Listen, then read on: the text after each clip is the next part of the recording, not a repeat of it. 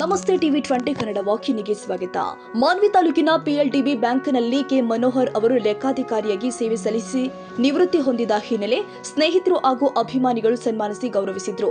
ರಾಯಚೂರು ಜಿಲ್ಲೆಯ ಮಾನ್ವಿ ತಾಲೂಕಲ್ಲಿ ಇರುವ ಪಿಎಲ್ಡಿಬಿ ಬ್ಯಾಂಕ್ನಲ್ಲಿ ಸೇವೆ ಮುಂಬಡ್ತಿ ಆಧಾರದ ಮೇಲೆ ನಾನಾ ಭಾಗದಲ್ಲಿ ಸೇವೆ ಸಲ್ಲಿಸಿ ಮತ್ತೊಮ್ಮೆ ಮಾನ್ವಿ ತಾಲೂಕಲ್ಲಿ ಸೇವೆ ಸಲ್ಲಿಸಿ ಮನೋಹರ್ ಅವರು ನಿವೃತ್ತಿಯಾಗುತ್ತಿರುವುದ ನೋಡಿದ್ರೆ ಆತನ ಸೇವೆ ಮೆಚ್ಚುವಂತದ್ದು ಅಂತ ಸಹಕಾರ ಸಂಘದ ಉಪ ನಿಬಂಧಕ ಮನೋಹರ ಬಣ್ಣಿಸಿದ್ದಾರೆ. ಸರ್ಕಾರಿ ನೌಕರನಾಗಿ ಕಚೇರಿಯಲ್ಲಿ ಸೇವೆ ಸಲ್ಲಿಸಬಹುದು, ಆದರೆ ಪಿಎಲ್ಡಿಬಿ ಬ್ಯಾಂಕ್ನಲ್ಲಿ ಸೇವೆ ಸಲ್ಲಿಸುವುದು ಕಷ್ಟಕರ. ಯಾಕಂದ್ರೆ ಸಾಲ ಕೊಡೋದ್ರ ಜೊತೆಗೆ ವಸೂಲಾತಿ ಮಾಡುವುದು ಕೂಡ ಕಷ್ಟಕರ ಕೆಲಸ ಎಂದಿದ್ದಾರೆ. ಪ್ರತಿಯೊಬ್ಬ ಸರ್ಕಾರಿ ನೌಕರ ಸೇವೆಗೆ ಸೇರಿದ ನಂತರ ತನ್ನ 60 ವರ್ಷ ಆದ ನಂತರ ನಿವೃತ್ತಿ ಆಗಲೇಬೇಕಾಗಿದ್ದು ಸರ್ಕಾರದ ಒಂದು ನಿಯಮ. ಆ ನಿಯಮದಂತೆ ನಿವೃತ್ತಿ ಆಗಬೇಕು. ಆದರೆ ನಾವು ಸೇರಿದ ನಂತರ ನಾವು ಏನು ಕೆಲಸ ಕಾರ್ಯಗಳು ಮಾಡ್ತೀವಿ ಅದು ಮಾತ್ರ ಉಳಿತದೆ. ಎಲ್ಲರ ಜೊತೆಗೆ ಹೊಂದ್ಕೊಂಡು, ರೈತರ ಜೊತೆಗೆ ಹೊಂದ್ಕೊಂಡು ಏನು ನಾವು ಕೆಲಸ ಕಾರ್ಯಗಳನ್ನ ಮಾಡ್ತೀವಿ ನಮ್ಮ ಸೇವಾವಧಿಯಲ್ಲಿ, ಅದು ಶಾಶ್ವತವಾಗಿ ಉಳಿತದೆ. ಮನೋಹರವರು ನನಗೆ ಭಾಳ ದಿವಸದಿಂದ ಪರಿಚಯ. ಯಾಕಂದರೆ ನಮ್ಮ ಹಿರಿಯ ಸಹೋದರ ಮತ್ತು ಇವರು ಕ್ಲಾಸ್ಮೇಟ್ಸು, ಹೀಗಾಗಿ ನನಗೆ ಭಾಳ ಆತ್ಮೀಯರು. ಅವರು ಈ ಸಹಕಾರ ಸಂಸ್ಥೆಯಲ್ಲಿ ಕೆಲಸ ಮಾಡ್ತಾರೋದಕ್ಕಿಂತಲೂ ನನಗೆ ವೈಯಕ್ತಿಕವಾಗಿ ಮುಂಚೆನಿಂದಲೂ ಅವರು ನನಗೆ ಭಾಳ ಆತ್ಮೀಯರಿದ್ದಾರೆ. ಸಹಕಾರ ಸಂಸ್ಥೆಗಳಲ್ಲಿ ಕೆಲಸ ಮಾಡೋದೇನೆಂದರೆ, ಬೇರೆ ಕಚೇರಿಗಳಲ್ಲಿ ನಾವು ಕೆಲಸ ಮಾಡೋದಕ್ಕಿಂತಲೂ ಸಹಕಾರ ಸಂಸ್ಥೆಗಳಲ್ಲಿ ಕೆಲಸ ಮಾಡೋದಕ್ಕೂ ಭಾಳಷ್ಟು ವ್ಯತ್ಯಾಸ ಇದೆ. ಏನಂದರೆ, ನಾವು ಬೇರೆ ಇಲಾಖೆಯ ಕಚೇರಿಗಳಲ್ಲಿ ಕೆಲಸ ಮಾಡೋದೇನೆಂದರೆ, ನಾವು ಬರ್ತೀವಿ, ಬೆಳಗ್ಗೆ ಬರ್ತೀವಿ, ನಮ್ಮ ಕೆಲಸ ಏನಿದೆ ಮುಗಿಸ್ತೀವಿ, ಫೈಲ್ ಅಟೆಂಡ್ ಮಾಡ್ತೀವಿ, ಹೋಗ್ತೀವಿ. ಬಟ್ ಇಲ್ಲಿ ಸಹಕಾರ ಸಂಸ್ಥೆಗಳಲ್ಲಿ ಕೆಲಸ ಮಾಡೋದು ಅಷ್ಟು ಸರಳ ಇರೋದಿಲ್ಲ. ಅಲ್ಲಿ ಮೇಲಾಧಿಕಾರಿಗಳು ಒಂದು ರೀತಿಗೆ ಹೇಳ್ತಿರ್ತಾರೆ. ಇಲ್ಲಿ ಆಡಳಿತ ಮಂಡಳಿ ಇರೋದರಿಂದ ಇಲ್ಲಿ ಆಡಳಿತ ಮಂಡಳಿಯವ್ರ ವ್ಯತಿರಿಕ್ತವಾಗಿ ನೀನು ಮಾಡು ಅಂತ ಹೇಳ್ತಿರ್ತಾರೆ. ಈ ಆಡಳಿತ ಮಂಡಳಿಯವ್ರ ಜೊತೆಗೂ ಹೊಂದಿಕೊಂಡು ಮತ್ತು ಮೇಲಾಧಿಕಾರಿಗಳಿಗೂ ಅಲ್ಲಿ ಏನೋ ಕಾನೂನು ವಿರುದ್ಧವಾಗಿ ಮಾಡಲಾರ್ದಂತ ಮಾಡೋದು ಭಾಳ ಅಲ್ಲಿ ಚಾಣಾಕ್ಷತೆಯಿಂದ ಕೆಲಸ ಮಾಡಬೇಕಾಗ್ತದೆ. ಒಂದು ಆಡಳಿತ ಮಂಡಳಿಯಿಂದ ನಿಷ್ಠುರವಾಗಬೇಕು, ಇಲ್ಲ ಮೇಲಾಧಿಕಾರಿಗಳಿಂದ ನೋಟಿಸ್ಗಳು ತೊಗೋಬೇಕಾಗುತ್ತೆ, ಅವ್ರಲ್ಲಿಂದ ಬಯಸಬೇಕಾಗುತ್ತೆ. ಹೀಗಾಗಿ ಸಹಕಾರ ಸಂಸ್ಥೆಗಳಲ್ಲಿ ಕೆಲಸ ಮಾಡೋದು ಭಾಳ ಒಂದು ಟಾಸ್ಕ್ ಇದ್ದಂಗೆ. ಇವರು ತಮ್ಮ ಸೇವಾವಧಿಯಲ್ಲಿ ಸಾಕಷ್ಟು ಸಮಸ್ಯೆಗಳನ್ನು ಎದುರಿಸಿದ್ದಾರೆ.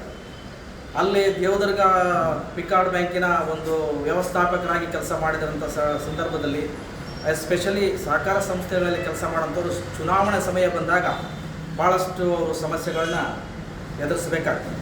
ವೋಟರ್ ಲಿಸ್ಟ್ ಮಾಡೋದಿರ್ಬೋದು, ಯಾವುದೋ ಇರ್ಬೋದು.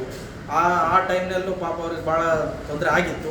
ಅದು ಮತ್ತು ಅದನ್ನು ಬೇರೆ ರೀತಿ ಕಾನೂನು ಚೌಕಟ್ಟಿನಲ್ಲಿ ಅದನ್ನು ಸರಿಪಡಿಸ್ಕೊಂಡು ಈ ರೀತಿ ಹಲವಾರು ತಮ್ಮ ಸೇವಾವಧಿಯಲ್ಲಿ ಇಂಥವು ಸಾಕಷ್ಟು ಚಾಲೆಂಜಸ್ ಬರ್ತಾನೆ ಇರ್ತಾವೆ ಸಹಕಾರ ಸಂಸ್ಥೆಗಳ ಒಂದು ನೌಕರರಲ್ಲಿ. ಅವ್ರನ್ನೆಲ್ಲ ನಿಭಾಯಿಸಿಕೊಂಡು ಯಶಸ್ವಿಯಾಗಿ ಸುಮಾರು 30ರಿಂದ 35 ವರ್ಷ ಸೇವಾವಧಿಯನ್ನು ಮಾಡಿ ಹಲವಾರು ಕಡೆಯಲ್ಲಿ ಮಾಡಿದ್ದಾರೆ. ಬೇರೆ ಬೇರೆ ಡಿವಿಷನ್ನಲ್ಲೂ ಮಾಡಿದರು. ಸಿರುಗುಪ್ಪ ಮಾಡಿದರು, ದೇವದುರ್ಗ ಮಾಡಿದರು, ನನಗೆ ಗೊತ್ತಿದ್ದಂಗೆ ರಾಯಚೂರು ಮಾಡಿದರು, ಸಿಂಧೂರು, ಮತ್ತು ಬೇರೆ ಯಾವುದೋ ಡಿವಿಷನ್ ಹೋಗಿದ್ರಲ್ಲ ಅಲ್ಲಿ ಎಲ್ಲ ಬಳ್ಳಾರಿ ಮತ್ತು ಇನ್ನೂ ಬೆಂಗಳೂರು ಸೈಡ್ ಎಲ್ಲ ಕಡೆ ಹೋಗಿದ್ರು, ಹೀಗಾಗಿ ಎಲ್ಲ ಇಡೀ ರಾಜ್ಯಾದ್ಯಂತ ಸಂಚಾರ ಮಾಡಿ ಕೊನೆಗೆ ಮತ್ತೆ ತಮ್ಮ ಸ್ವಂತ ತಾಲೂಕು ಹುಟ್ಟೂರಿನಲ್ಲಿ ಬಂದು ಅವರು ನಿವೃತ್ತಿ ಆಗ್ತಿದ್ದಾರೆ. ಅದೊಂದು ತುಂಬ ಸಂತೋಷದಾಯಕ ವಿಷಯ.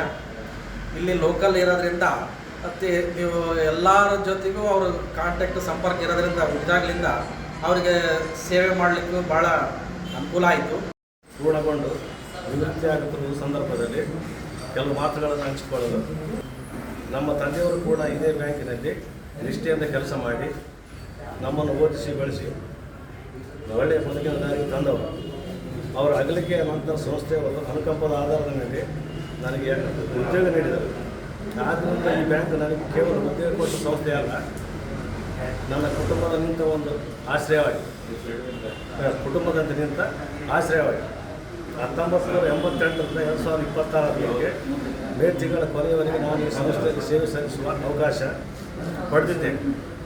ಈ ದೀರ್ಘ ಸೇವಾವಧಿಯಲ್ಲಿ ನನ್ನ ಸಂಸ್ಥೆ ನನಗೆಲ್ಲ ರೀತಿಯ ಸಹಕಾರ, ಪ್ರೋತ್ಸಾಹ ಮತ್ತು ಅನುಕೂಲಗಳನ್ನು ನೀಡಿದೆ. ಅದಕ್ಕಾಗಿ ನಾನು ಹೃದಯಪೂರ್ವಕ ಕೃತಜ್ಞತೆಗಳನ್ನು ಸಲ್ಲಿಸುತ್ತೇನೆ. ನನ್ನೊಂದಿಗೆ ಕೆಲಸ ಮಾಡಿದ ಎಲ್ಲ ಅಧಿಕಾರಿಗಳು, ಸಹೋದ್ಯೋಗಿಗಳು ಮತ್ತು ಸ್ನೇಹಿತರಿಂದ ನನಗೆ ಅಪಾರ ಪ್ರೀತಿ, ಸಹಕಾರ ಮತ್ತು ಮಾರ್ಗದರ್ಶನ ದೊರಕಿದೆ.